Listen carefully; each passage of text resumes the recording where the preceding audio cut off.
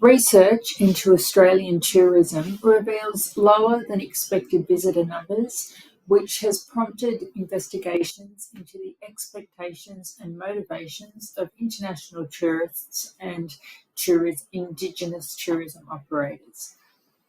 When Indigenous operators were asked about what they think international tourists expect from an Indigenous tourism experience, many of them felt that tourists often look for a stereotypical experience.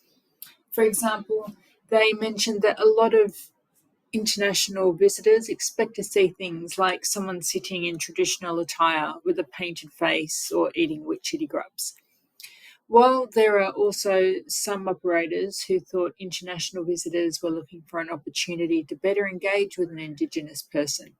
For example, it's hearing the dreaming stories, the creation stories. It's maybe learning about their family structures, tasting some bush food, or just that hands-on sort of thing, the hands-on interaction and being able to ask questions and just talk to them.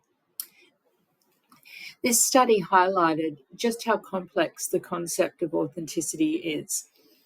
It showed that both operators and tourists have different ideas about what makes an experience authentic.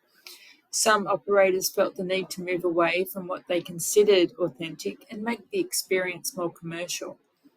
They mentioned that people want to feel safe and comfortable, enjoy a cold beer, and have a nice meal afterwards. There were also concerns about visitors having stereotypical expectations of Indigenous culture and the prevalence of imitations and fake experience. For example, didgeridoos are sold everywhere in Alice Springs, even though they were never played in Central Australia. Some operators emphasise the need to accept contemporary lifestyles as authentic. They argued that, for example, if Indigenous artists choose to use acrylics instead of ochre, it should still be considered authentic. In the attached PowerPoint, I have illustrated what could happen when operators only focus on customers looking for a stereotypical experience, and how this can ultimately decrease the supply of operators when they go out of business.